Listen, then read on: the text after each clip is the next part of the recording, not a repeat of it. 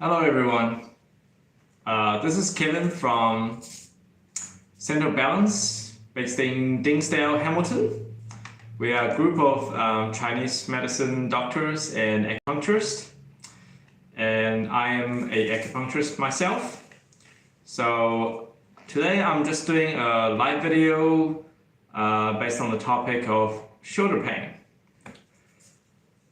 So let me see if there are any audience today.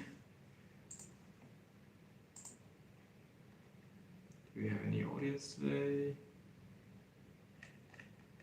Okay, we're getting started.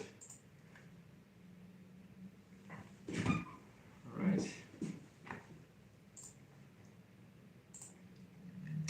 So hi there everyone. My name is Kevin and we are doing a topic on shoulder pain. And just want to, before we get started, we get into the topic of shoulder symptom pains, I just want to briefly introduce what the shoulder consists of. Okay, so it's the shoulder is a ball and socket joint that has three main bones. The humerus, that's the long arm bone, yeah, okay. The clavicle, that's the collarbone, and the scapula, which is the shoulder, the triangle shape, also known as the shoulder blade, okay. So these bones are cushioned by a layer of cartilage.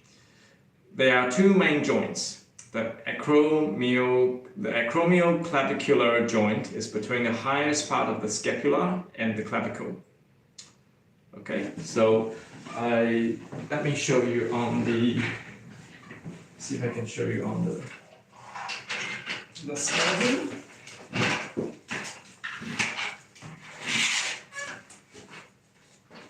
Okay, so the acromioclavicular joint, which is the joint over here. So if you can see, so acromion is this part of, and the clavicle is this part. So they're actually fused together by cartilage. Okay. Now, ball-shaped parts of the humerus bone and the outer edge of the scapula.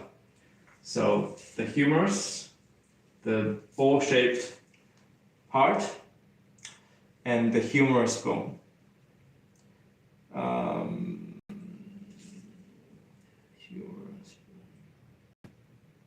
Yeah. So that's the humerus. Yeah.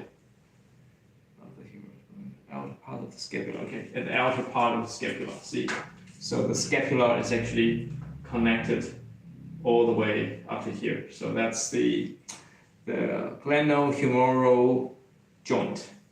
Okay. If I haven't explained clearly, you can ask me questions just to get more clarification. Okay, so you have the two parts, the two joints. Okay, one is the acromioclavicular joint, and the other one is the glenohumeral joint. That's the shoulder joint has these two joints. Okay. So you can injure your shoulder by performing manual labor, playing sports, or even by repetitive movements. Certain diseases can bring about the pain that travels to the shoulder. These include diseases of the cervical spine, so your neck, as well as liver, heart, or gallbladder disease can also trigger shoulder pain. Okay. You're more likely to have problems with your shoulder as you grow older, especially if you're older than 60. This is because the soft tissue surrounding the shoulders tends to degenerate with age. So what causes shoulder pain? So There are several factors and conditions that can contribute to shoulder pain. The most prevalent cause is rotator cuff tendinitis. This is a condition characterized by swollen tendons. The rotator cuff is made up of 4 tendons. Okay? Let me show you.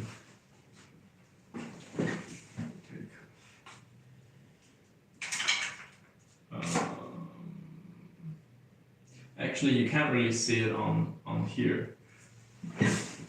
Okay, so I'll have to explain to you, because that part only, that skeleton only shows the cartilage. So tendons are the tissues that connect muscles to bones. It may be painful or difficult to lift your arm. Another common cause of shoulder pain is impingement syndrome, where the rotator cuff gets caught between the acromion. Okay, so that's the top part of the scapula that covers the ball. So as I pointed out on the skeleton, and the humeral head, the ball portion of the humerus. Okay. Sometimes shoulder pain is the result of injury to another location in your body, usually the neck or biceps. This is also known as referral pain. Referral pain generally doesn't get worse when you move your shoulders. There are also other causes of shoulder pain that includes arthritis, torn cartilage, torn rotator cuff, swollen bursa sacs or tendons, bone spurs, pinched nerves in the neck or shoulder, broken shoulder or arm bone, frozen shoulder, dislocated shoulder, injury due to overuse or repetitive use, spinal cord injury, heart attack. So these all can cause shoulder pains.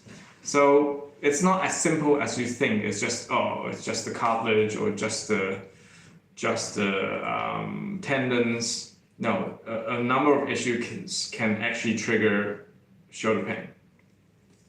Okay, so the above that I just talked about was the perspective of Western medicine. And that's going to the Chinese medicine perspective to see how the Chinese medicine views shoulder pain. So in Chinese medicine, of course, when we talk about Chinese medicine, there is no escaping from the Meridian System.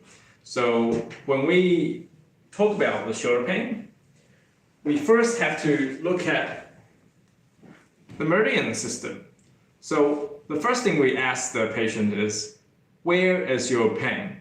Okay, is the shoulder pain at the front here, on the side here, on the top here, on the back here, or under the arm? These are important questions because there are actually a number of meridians that travels through the shoulder joints, as you can see. See, these are all lines. 1, 2, 3, and then at the back 4, and then even on see this blue line here that goes up and onto the head. So it's actually a very delicate region that is covered by the crossings of many meridians. So at the front you have the lung meridian, be associated with the lungs, the lung meridian. And then you have the pericardium meridian in the middle, runs along the middle of the arm all the way up and goes over here. So that's the pericardium. And then you have the heart meridian, which travels from your little finger in the inner part of the arm all the way up. Okay, so it actually ends up under the armpit. Okay.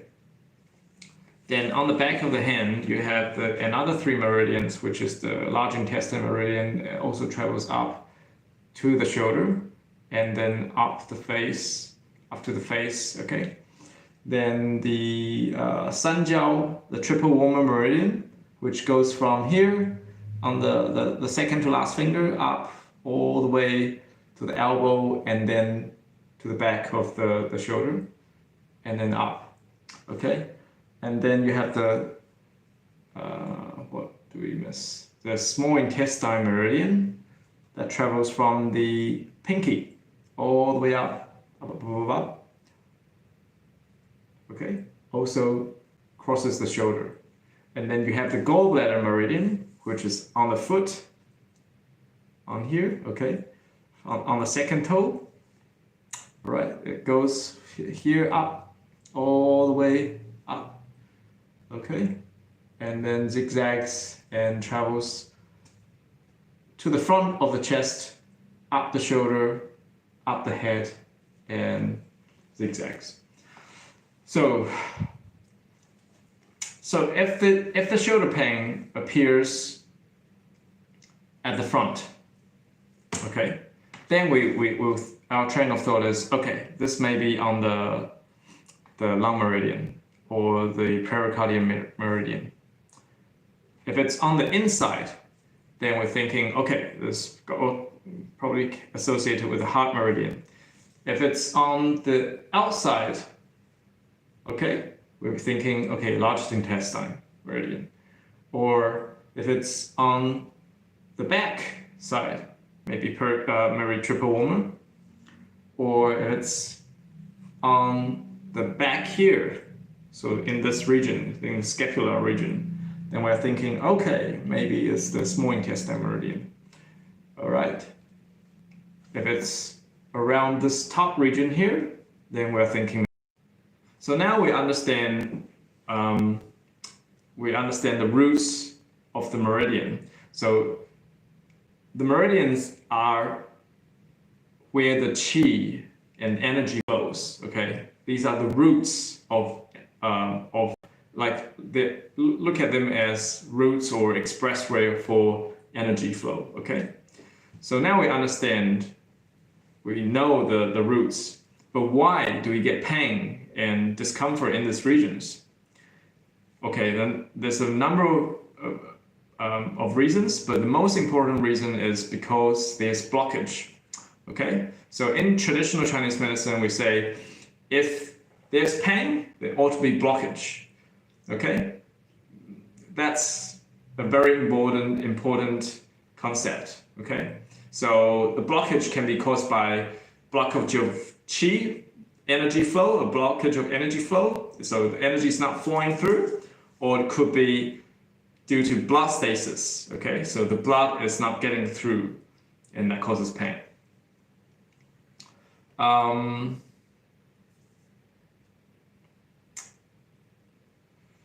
So overall, one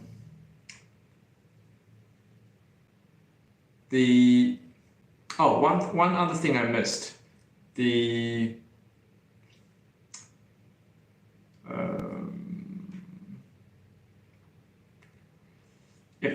the pain is associated with the neck, okay, if it's running through the neck region, then we also need to consider maybe the bladder meridian has some blockages there, okay, because these are the bladder meridian that runs along the back all the way down to the feet and up the head. Okay, so I missed that part, that need to be added in. So traditionally, in the classic says that the bladder meridian and the small intestine meridian, also known as the Taiyang meridians, they are most prone to get blockages because I think in the last episode we talked about external pathogenic evils invading the body. Okay, so if we ever caught a cold or had external evils invading our body, they first have to go through the Taiyang meridians. That's the small intestine and the bladder meridians. So they are the Taiyang meridians. Okay. If the evils have to get in the body, they first have to get through the protection. That's the Taiyang meridians, okay? So if the Taiyang meridians is invaded, then you also have pain, you know. It's very easy to get pain in those areas. For example, if it's here, if the invasion is over here, then you get pain over here. If the invasion is over here, then you get pain over here. Okay, if its invasion is through the small intestine meridian, then you get pain in the shoulders. Okay. Okay. So any questions at this stage? If you don't have any questions, I'll continue. The other method of thinking in Chinese medicine we use is, okay, so why is there blockage? There's blockage because of qi stagnation and blood stasis, right? So what are the causes of qi stagnation and blood stasis? Okay, so imagine that you have a watering hose. Okay, you turn it up to the fullest. The water bursts out from the water hose. Okay. So what if you kink the hose? So one situation is the hose is kinked. If the hose is kinked, then water can't flow through, then that creates pain, right? Another scenario is, okay, the hose is relatively straight, but then you turn the water down to a trickle, and then you create a little bit of a bend in the hose, and then the water stops running because the water flow is not powerful enough to get through the blockage there. Yeah, if it's strong enough, it just pushes through and then the hose becomes straight, right? So in Chinese medicine, we think, okay, maybe the blockage is due to qi and blood deficiency. If there's not enough qi, you don't have enough energy to push the energy around, or if there's not enough blood, then the energy can't flow because the energy and blood actually assist each other in the flow and circulation. So that might be, the deficiency might also be the cause for blockages and pain, okay? Now, the other thing to think about is also the connection between the internal organs with the muscle and tendons. In the classics says the stomach and spleen is connected to the muscles. So if the muscles if the muscles are weak, or if the muscles injury takes a long time to heal, that indicates that the stomach and spleen is weak as well. Think this way. Say, if you have a very good appetite and you can digest very well, and then you do exercise, then your body can utilize nutrient and make that into muscle, right? But if the stomach spleen is weak and it cannot really fully absorb the nutrients that you get from each meal, then the stomach spleen cannot provide nourishment to the muscles because it can't absorb the nutrients. And that causes, that could be one possibility of your neck pain, of your shoulder pain, sorry. Because you see all these shoulders, all these muscles surrounding your shoulders. There's a lot of muscles there. So if the muscles are weak, then that can cause old injuries not to heal. Yeah. One other thing is liver and kidney also are weak because liver governs tendons. Okay, so as you know, there's 4 major tendons in your shoulder joint. That's called the rotator cuff. Okay, and then kidney governs bones. You have 3 bones. Oh well, yes, you have two major bones that the joint is composed of, right? The humerus and the shoulder blade, the clavicle bones, and the shoulder blade. Sorry, I just forgot the name for the shoulder blade. So these are all bones. So if the kidney is weak, then it cannot nourish the bones, and bones are not strong enough, and that can create pain as well. Okay. So the pain can be very possibly connected to the imbalance in the organ system. When your spleen and stomach is weak, it's not just the spleen and stomach is weak. It's because of other organs in the system are not helping, unable to fully. Your heart governs blood, right? So if the heart, it governs the circulation of the heart, of the blood. The heart is not strong enough. It cannot pump enough blood into the stomach and spleen, and therefore the stomach and spleen cannot work properly. Yeah. What else?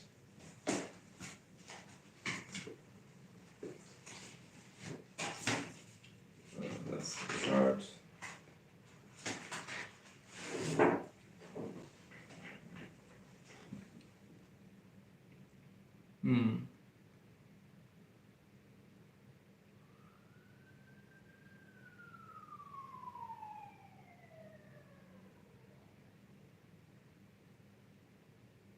Okay, so these are different ways we diagnose illnesses in Chinese medicine. Of course, there are also other techniques we use to diagnose shoulder pain. For example, we use stool chart, and we also use the tongue chart. So to tell which area of the tongue you have problems with. Okay, so I won't go into detail this time in this broadcast. If you do have any issues or if you have any questions to ask us, please don't hesitate to contact us. We are Center of Balance based in Dinsdale, and my name is Kevin, the acupuncturist. So why not give us a call and find out if we can help you or not. Okay, so this is the end of the broadcast today, and see you next time. Bye.